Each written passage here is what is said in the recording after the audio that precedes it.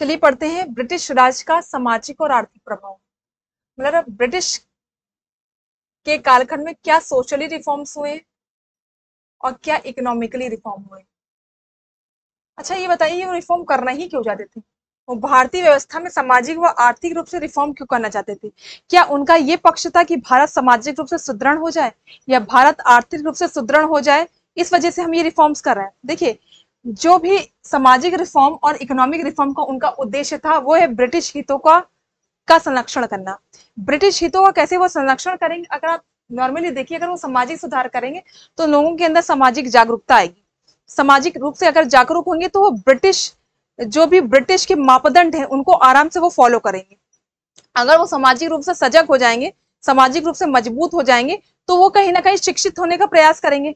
शिक्षित होने का प्रयास करेंगे तो उस समय आप जान रहे हैं कि जो शिक्षा दी जा रही है वो अंग्रेजी माध्यम से अधिक दी जा रही थी, या फिर वहां पे यूरोपीय लिटरेचर को अधिक पढ़ाया जा रहा था। तो वो यहाँ पे सामाजिक आंदोलन या सामाजिक सुधार करने का उद्देश्य उनका सिर्फ ये था कि लोग सामाजिक रूप से क्या होंगे। अब सुधार कैसे करेंगे? सती प्रथा को वो मैनेज कर रहे हैं, वो ठगी प्रथा को खत्म कर रहे हैं, वो विधवा पुनर्विवाह को मैनेज कर रहे हैं, वो चाइल्ड मैरिज को खत्म कर रहे हैं। ये सब करके क्या होगा, समाज में एक जागरूकता आएगी कि ब्रिटिश जो है आपका केवल आर्थिक रूप से शोषण नहीं कर रहे, बल्कि वो आपके समाज में सुधार कर रहे हैं, क्योंकि आपके समाज में क्या है, बुराइयां हैं।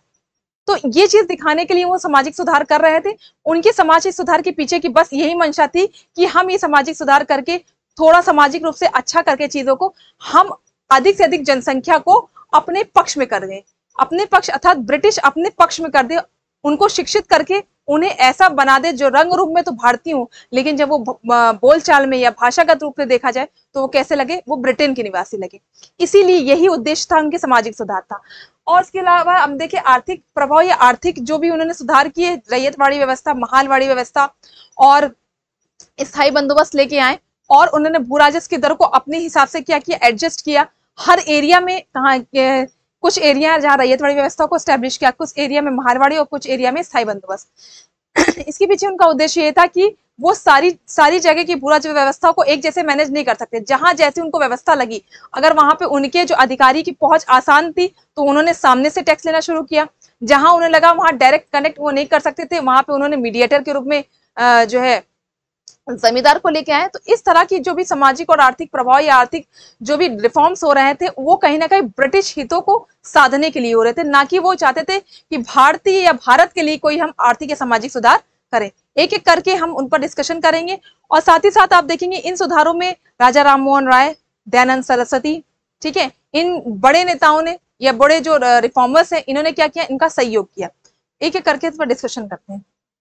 सबसे पहले देखते हैं सामाजिक सुधार में। कह रहा है सती प्रथा का अंत। तो सती प्रथा क्या थी? सती प्रथा आप जानते हैं क्या था कि अगर पति की मृत्यु हो जाती है तो पत्नी को भी क्या करना चाहिए कि उसकी आग में ही जल के अपने आप को क्या देना चाहिए, आत्मदाह कर लेना चाहिए, क्योंकि जीवन में उनके पति के अलावा उनके लिए कुछ है नहीं। तो ये सती प्रथा का कॉन्सेप्ट था जो कि हमारे भारतीय समाज में था। अब ये क्या प्लस था, ये माइनस, ये एक अलग विषय है डिस्कशन करने का। सती प्रथा का अंत किसने किया? लॉर्ड विलियम बेंटिंक ने कब किया? 1829 में। बेंटिंक की अगुवाई में राजा राम मोहन राय के प्रयासों द्वारा सती प्रथा का अंत हुआ। राजा राम मोहन राय के बारे में आप जानते हैं, इन्होंने ब्रह्म समाज की स्थापना की। ब्रह्म समाज की स्थापना की, एकेश्वरवाद के समर्थक थे, ठीक है, एकेश्वरवाद के समर्थक थे, मूर्ति पूजा के विरोधी थे। क्या थे? मूर्ति पूजा के विरोधी थे।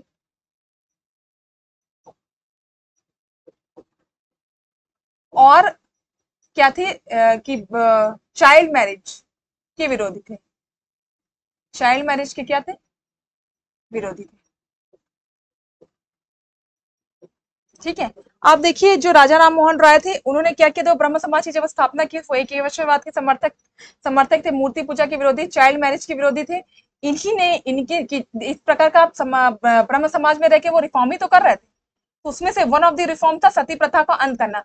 वो सती प्रथा का अंत उन्होंने किसके सहयोग से किया? बेंटिंक के सहयोग से। किसके सहयोग से किया? बेंटिंक के सहयोग से 1829 में। फिर देखिए बाल विवाह का उन्मूलन।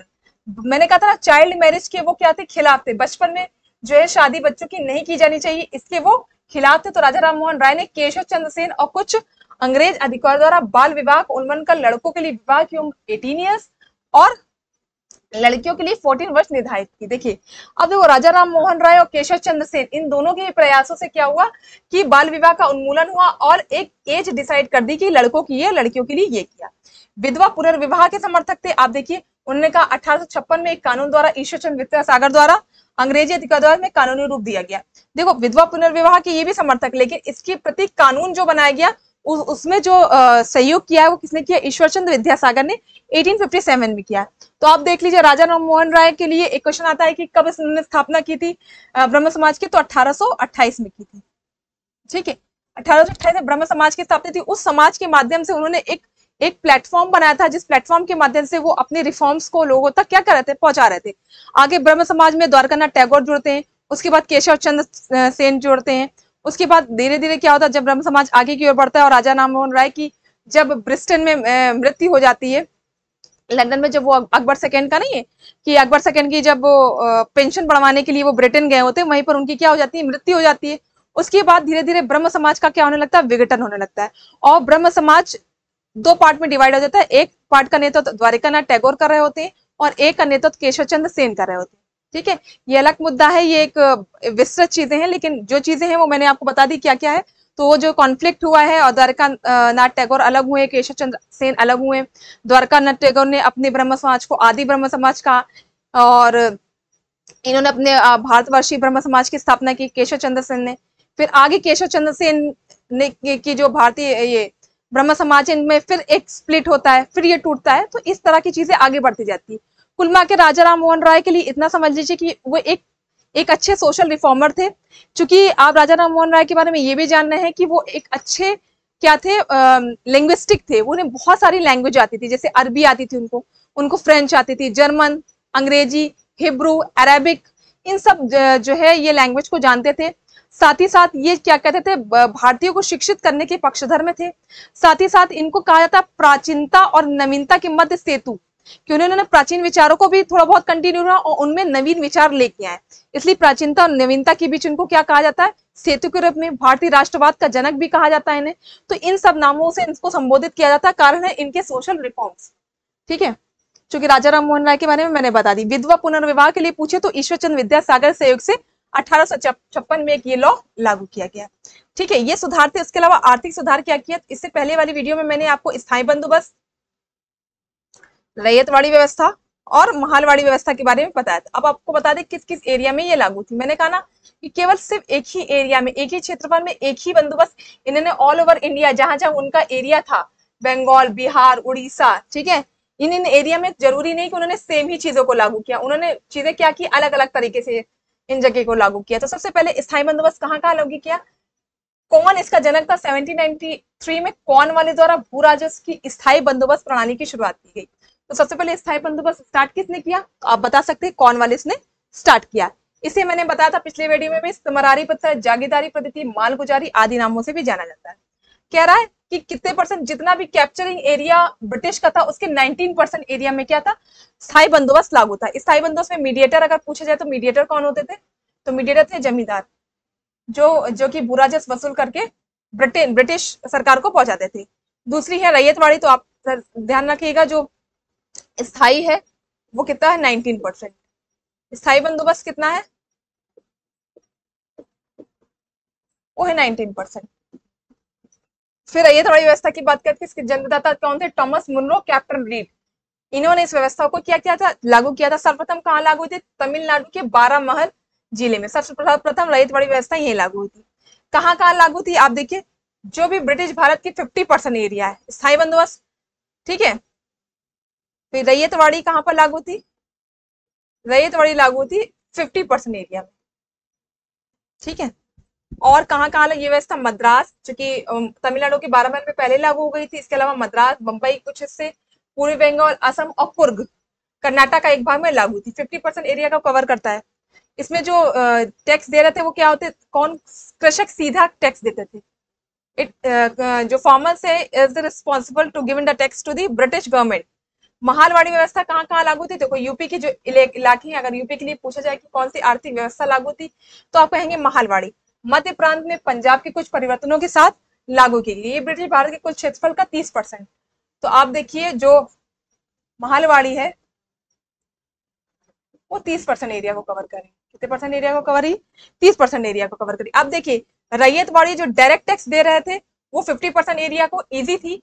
महालवाड़ी में पूरा गांव, एक समूचा गांव मिलकर टैक्सेशन को कलेक्ट करके फिर ब्रिटिश गवर्नमेंट को दे रहा था, वो 30% एरिया में लागू थी। और जहां पे जमींदारी व्यवस्था थी वहां पे 19% एरिया में से लागू किया गया था। तो ये परसेंटेज कभी कभी एग्जाम में पूछा जाता है कि किस किस एरिया में, तो ध्यान रख रहे हैं जितना भी ब्रिटिश लोगों के अधिकार क्षेत्र में एरिया था उस एरिया का, पूरे भारत का नहीं, जो ब्रिटिश एक्वायर्ड एरिया है उस एरिया का 19% में साइमन दिवस, 30% में महालवाड़ी और रैयतवाड़ी 50% एरिया में लागू थी। क्षेत्र थोड़ा याद रखिएगा, यूपी का याद रखिएगा कि कहाँ लागू किया गया था।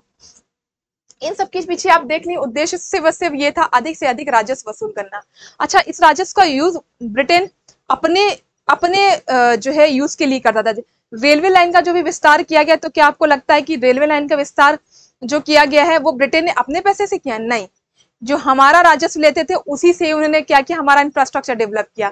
तो अब कैसे कह सकते हैं कि ब्रिटिश ने हमारे इंफ्रास्ट्रक्चर को बहुत अच्छा डेवलप किया? हाँ, नो डाउट उन्होंने अच्छी टेक्नोलॉजी इंडिया में करके बहुत सारे इंफ्रा जो भी बनाए गए वो भी इंफ्रा आज भी क्या है, अक्षुण्ण रूप से खड़े हुए जो ब्रिटेन ने बनाए। लेकिन इसका मतलब ये नहीं कि वो उनका योगदान है।